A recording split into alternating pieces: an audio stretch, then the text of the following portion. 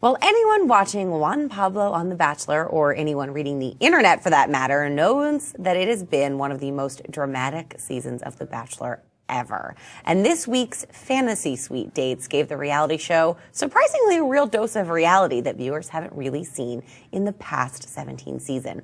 All thanks to contestant Andi Dorfman, who told it like it is. Let's take a look. I just never honestly feel like you were trying to get to know me. Do you have any idea, like, what religion I practice, what my political views are, what my, what my, views on social issues, things that matter? Do you have any idea how I want to raise my kids? Do you have any idea about any of that? Do you have any idea about anything, apparently? Joining us now to break down all the dating drama, we have the love of my life, Miss Emma Gray, the editor of HuffPost Women. Oh, Emma. He just sort of looked like a deer in headlights the whole time. There's nothing going on there. Fill us in on some context of what happened here. Yeah. So basically, they, had one of these overnight dates, which is basically code for sex on The Bachelor, but they never say it.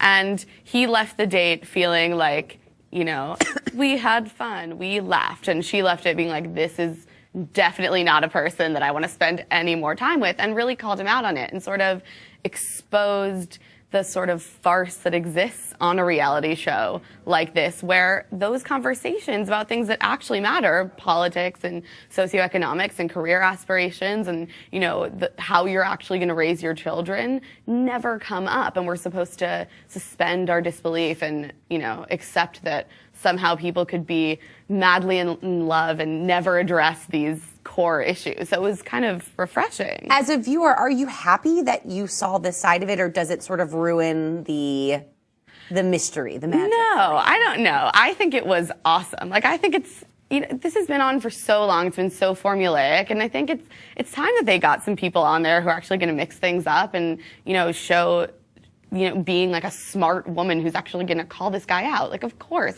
you put 25 women in a house and they get to spend, 2 hours every week with a dude. Of course, some of them are going to be like, wait, this is definitely not someone I'm going to allow myself to get engaged even for 2 months on national TV too. Juan Pablo has been super controversial this entire season. Everything from, appearing a bit homophobic to practically slut-shaming someone. What do you make of him now and his reaction to this conversation? I just feel like he is super poorly media trained, first of all. I feel like his handlers must be flipping out. He claims ESL every time he does Right. I'm just something I'm wrong. sorry you went to college in the United States. You understand English. I don't buy that. I think that he's just putting his foot in it. And I think there's not a lot going on up there. I don't think he's very smart, honestly. Oh, Juan Pablo. Okay, so do you have any ideas of who you think is actually going to get the final rose? Oh, God. I don't know. I think it's really a toss-up between these two women, and it's hard because I'm almost I don't wish this guy on anyone.